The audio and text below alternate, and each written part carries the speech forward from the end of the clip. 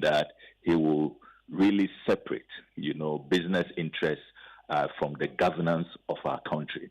This is really, really damning, and I am glad that. Hello. I think we do. We have Mr. Kudzeto Ablakwa? Since we've lost him. That's a pity.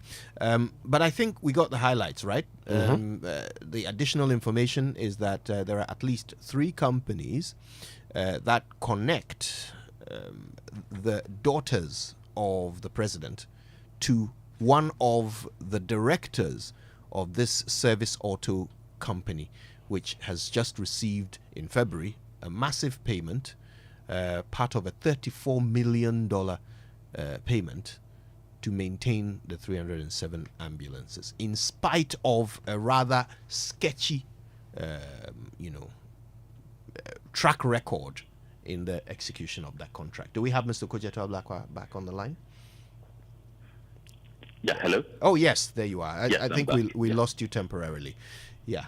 So you're completing your point. Yes. So I was saying that I can confirm to you that the latest information, the documentation we have gathered on this matter, all the conflict of interest links, the familial connections, we have added it to the petition we have submitted to the Office of the Special Prosecutor.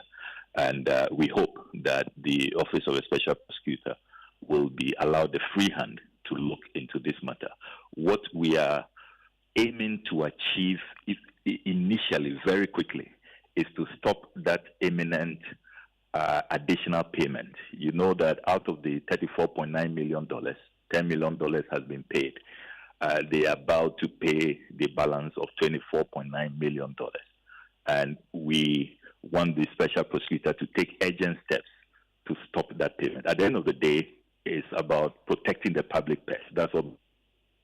If you look at our health sector, if it's really about spending $34.9 million in the health sector, there's so many other priorities. Lack of MRIs, lack of X-rays, lack of incubators. We still have the no-bed syndrome. There are many, many hospitals struggling to cope without lab equipment and all of that. Health practitioners are complaining on a daily basis. It's increasing about the total neglect, the re-equipping that our hospitals need. So this is money we can save for our doctors and nurses, to have the equipment, the tools that they need to save lives. It can be any of us who will need urgent health care, and we don't want the dissipation of our resources to continue. And that's why one of the reliefs we are seeking at the OSP is that, look, if you add the Auditor General's report of 2022 to what is happening now, all the findings we have made, how, when you break it down, it's $113,000 for spare parts per ambulance, money that can be used to buy an entirely new, fully equipped ambulance. We cannot sit idle and allow all the payments to be made to this company, which, as the Auditor General has revealed, does not even guarantee value for money. So that is the very pressing demand we are making of the OSP to take steps to stop the imminent additional payment of $24.9 million. Unfortunately, we couldn't catch this early enough, so we couldn't stop the $10 million. But at least we should be able to stop the $24.9 million. And I hope that all Ghanaians, you in the media, everybody will rise and demand an end to this hemorrhage. Now, just before you go, very, very briefly in a minute, I'm deliberately asking this question because just listening to this, so one of the directors has other businesses with the children of the president. Is this in itself a crime or is it illegal? I haven't said it is a crime. I am drawing a linkage, an association. These are clearly business partners. And we are seeing that when it comes to Service Ghana Auto Company Limited, they don't play by the rules as all other companies. Something must explain that. Why is it that they are given contracts? I would even call it contract. They are asked to come take over the maintenance of our services 4 months before they are incorporated. They are asked to work 8 months. They are paid 8 months before they sign a contract with government. I mean, where does that happen? I mean, which other company under the sun will get these terms? And no recourse to the procurement laws, no recourse to our Company Act. And you look at the kinds of conduct they have engaged in, over invoicing. They are not using their own staff. And yet, instead of this company being sanctioned, other companies will have been sanctioned. The Auditor General is saying that this is a company that should be refunding money to the government. Other companies will have been blacklisted. Why is it that this company keeps going strong? They just don't care.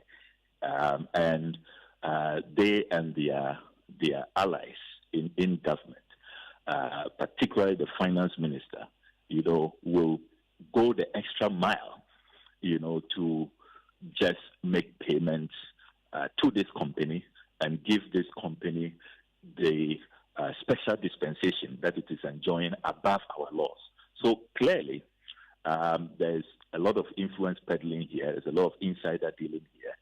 There is a lot of discrimination, favoritism, which really, if you look at the literature on corruption, which includes nepotism, cronism, corporatocracy, it's all part of corruption.